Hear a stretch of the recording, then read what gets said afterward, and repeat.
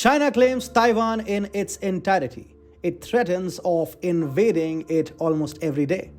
Its ships and vessels look desperate to tank Taiwan's defenses. But with one bold and effective step, Taiwan has now turned its water into a no-go zone for the Chinese Navy. Yes, Taiwan is sowing a large number of explosive mines in the hotly contested Chinese waters. So Chinese ships and naval assets will blow up even before reaching the island nation. And that's why we're saying that the South China Sea is rapidly turning into a watery graveyard of Chinese military and the ambitions of Chinese President Xi Jinping. Hi and welcome. You're watching TFI Global, the foreign affairs and geopolitical analysis arm of the TFI Media Group. I'm your host, Atul Mishra, and in this video, I will explain how Taiwan's mine layers will turn the South China Sea into a Chinese graveyard. Let's begin. Taiwan is turning the South China Sea into a graveyard for Chinese warships and vessels. And that means the Chinese Navy will blow up even before reaching Taiwanese soil midway in Taiwanese waters.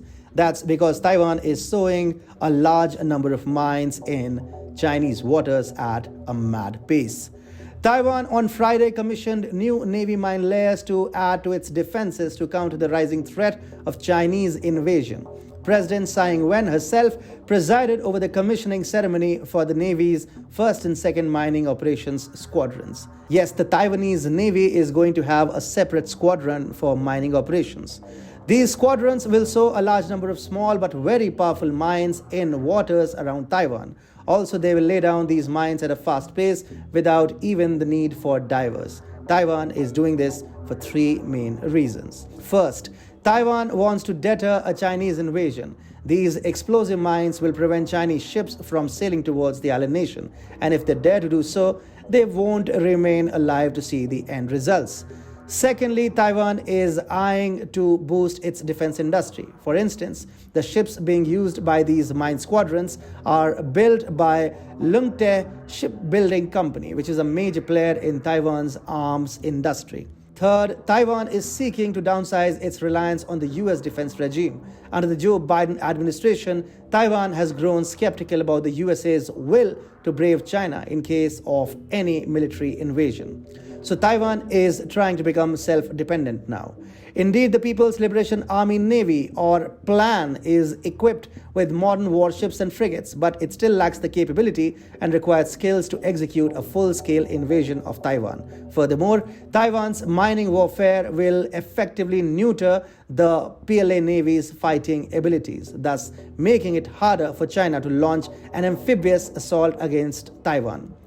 Taiwan is also producing and deploying two anti-ship cruise missiles that could pose a significant threat to the ships of an invasion force. For instance, the HF-3 is an indigenous supersonic cruise missile capable of striking ships or land targets with a range sufficient to strike targets on the Chinese mainland.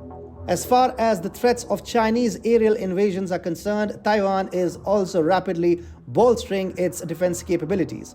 The nation has made big investments in the Harpoon Coastal Defense Cruise Missile System and the Stinger Man Portable Air Defense Missile System. Apart from them, Taiwan's Tainkung 3 defense system and USA's Patriot PAC-3 will also help Taiwan shoot down any flying threat coming from Chinese soil.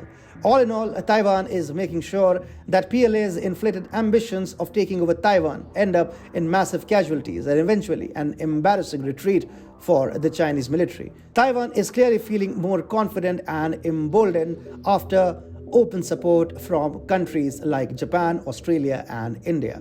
These democratic countries are not only bolstering Taiwan's defense capabilities but also helping Taiwan grow its economic muscles. Taiwan is rapidly expanding its red-hot semiconductor industry to make China excessively reliant on Taiwan-made electronic chips. This way, any Chinese military adventurism will result in crippling the communist nation's own supply chains, and that will bear grave consequences for the Chinese economy. Taiwan may look like an ant-sized rival against a giant called China.